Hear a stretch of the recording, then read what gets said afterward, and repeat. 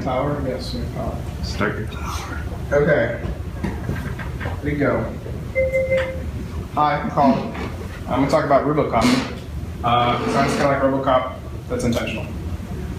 Notices, blah, whatever. Rubocop is a static analyzer. Does style checking primarily.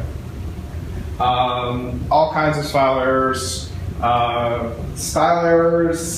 lints, things that are Rails specific, as well as a couple of metrics, just counting, do you do these things right?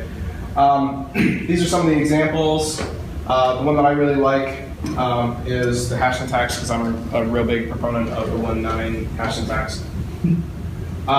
It's really easy to install, but whenever you run it, after freshly installing it, you're doing it on hard mode. Warning, it's lots of fun.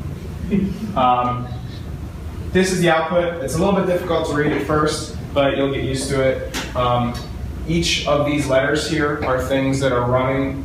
I won't go into what they actually mean, but this is an example of some of the things. I know it's difficult to read on a small screen. Checks are called cops. They're just Ruby classes that run. They'll look over every single line of code. There's a little bit of a DSL around how you write cops. It's really cool. It can also do this thing where it will automatically fix simple offenses, most commonly using single quotes versus double quotes. Primarily double quotes when you're going to interpolate, single quotes when you're not. It does a pretty good job at it. When I ran this on another one of my packages, it fixed, I think there was like 300 errors, and it fixed 250 of them. Most of the time, the output format is the example that I showed. Otherwise, you can change it to see just a summary, or you can use a JSON output if you want to display some kind of dashboard about how illegal your code is. Here's an example of that offenses list. This is taken from Homebrew back in February. They weren't really enforcing or string literals, but that's up to them.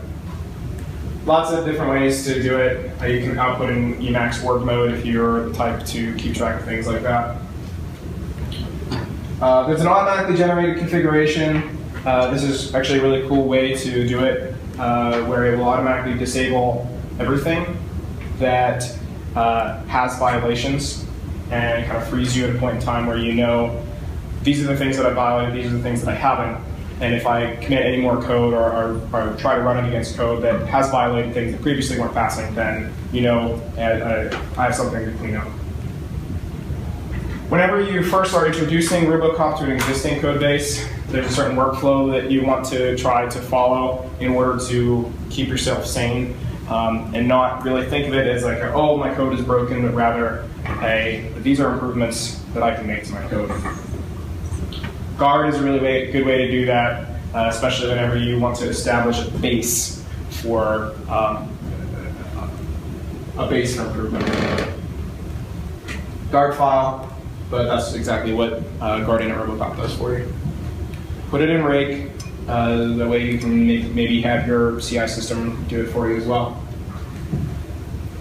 Cleanup is really hard. I bike-shedded a little bit with the Homebrew team about doing it for them. We decided, although they really wanted to do it, it wasn't feasible for them because they didn't want to cloud up their commit history with all of that.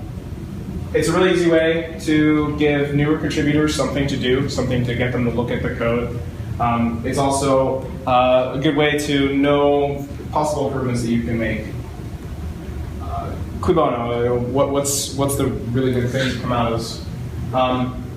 At the first level, little violations are removed, things that can very slowly improve your code. It gets a little better when you get more readability, better refactoring in order to satisfy some of the cops.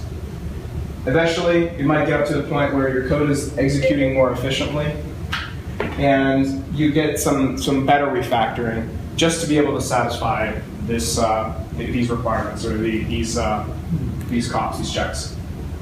In the end, you'll end up with higher quality code and a pretty good style guide for contributions to your code to make sure that everybody's writing code in the same way.